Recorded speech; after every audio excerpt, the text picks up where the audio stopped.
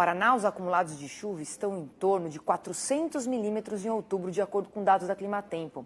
Além de provocar erosão no solo, essas chuvas volumosas têm carregado o fertilizante aplicado nas próprias sementes de feijão, milho e soja. São diversos estragos, tanto nas áreas rurais quanto nas áreas urbanas. Hoje nós vamos conversar ao vivo com o meteorologista Williams Bini, que é head de agronegócio da Climatempo. Boa tarde, Bini, um prazer tê-lo conosco. Olá, muito boa tarde, Priscila Paiva. Boa tarde a todos. Para mim é sempre um prazer estar aqui participando, conversando um pouquinho com vocês. Muito obrigado aí pelo convite.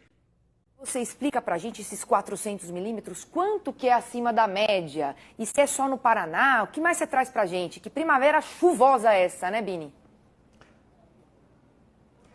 Que comecinho de primavera, viu, Priscila? Na verdade, não só chuva, né? As temperaturas em média também elas estão abaixo do que seria o normal para essa época do ano, né? Tudo isso por conta do fenômeno Laninha. Nós temos aqui as imagens de satélite. Quem olha para imagem de satélite, quem entende um pouquinho, né, Priscila, não vê muitas áreas de instabilidade que provocaram chuvas fortes nos últimos dias aqui sobre o sul do Brasil.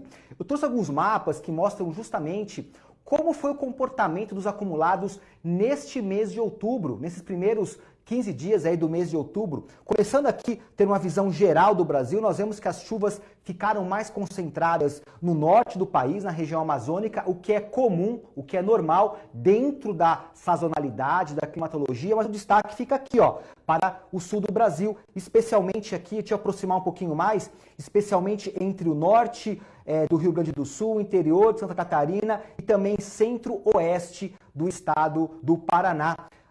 Para ter uma noção realmente dos volumes que atingiram principalmente o Paraná nos últimos dias, eu vou aproximar nosso mapa um pouquinho mais, Priscila, para ver que, como você já adiantou, algumas áreas ali próximo ali de Foz do Iguaçu, nós tivemos acumulados neste mês de outubro próximos a 400 milímetros. Isso significa, em termos de desvio, ou seja, anomalia em relação à média, em algumas áreas, anomalias acima de 200 milímetros, acima do que seria normal, né? Então, realmente, uma área onde nós tivemos um volume bastante elevado e alguns transtornos também nós tivemos por conta disso, né?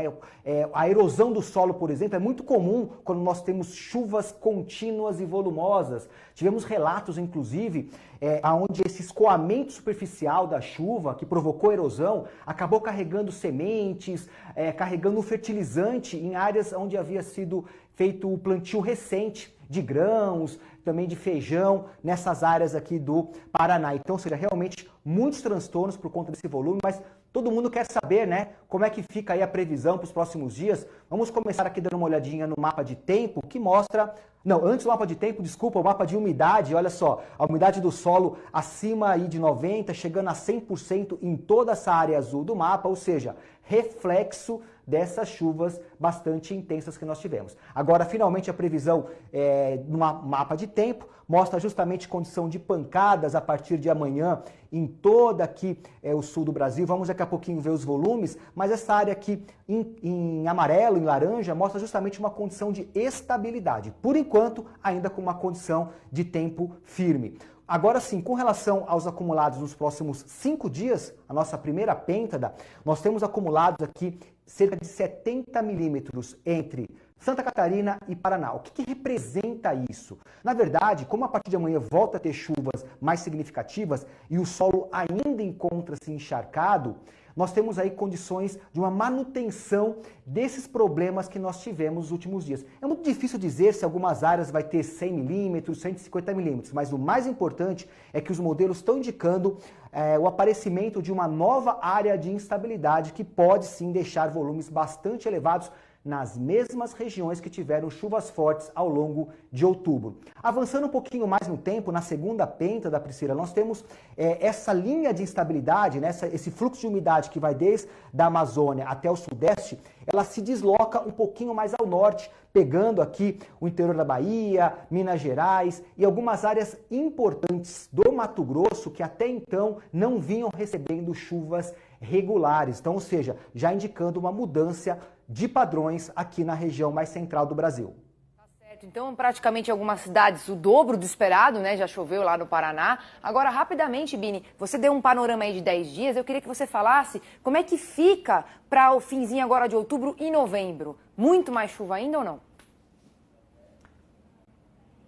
Eu trouxe duas cidades, Priscila, aqui do Paraná, cidades que já receberam volumes muito elevados, onde os próximos 5 dias ainda são de chuvas, como a gente acabou de ver. A partir daí nós temos ao longo de outubro e novembro chuvas em forma de pancada, mas não devem ser volumosas e chuvas dias seguintes. A mesma coisa aqui para o município de Pato Branco, por exemplo, essa condição de chuvas nos próximos 5 dias, ou seja, essa semana, e depois disso condição de pancadas. É claro que um ou outro dia pode ter chuva forte, mas não é chuva contínua, ou seja, não é uma chuva ao longo de dias e dias com volumes muito elevados. Perfeito. Agora, só para a gente finalizar, Bini, porque eu sei que a gente tem muito papo por aqui, a gente falaria um bloco inteiro só sobre meteorologia.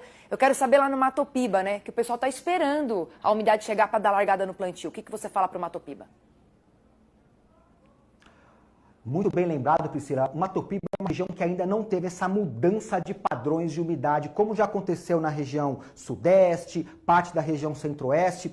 Eu trouxe um mapa aqui que mostra justamente que a umidade vai começar a atingir justamente Maranhão, também Tocantins, o leste, o oeste da Bahia. E aí a segunda pêntada mostra justamente esse padrão já bem estabilizado. Vale lembrar, Priscila, como quase tudo na natureza, nenhuma mudança de padrão acontece de uma hora para outra, de um dia para o outro, de uma semana para outra. Então, mesmo no Matopiba, essa mudança de padrão deve acontecer gradualmente nos próximos dias e nas próximas semanas, como nós podemos ver aqui nos mapas. Tá certo, mudanças levam tempo mesmo. Obrigada, viu, Williams Bini, pela sua participação. Uma excelente tarde para você.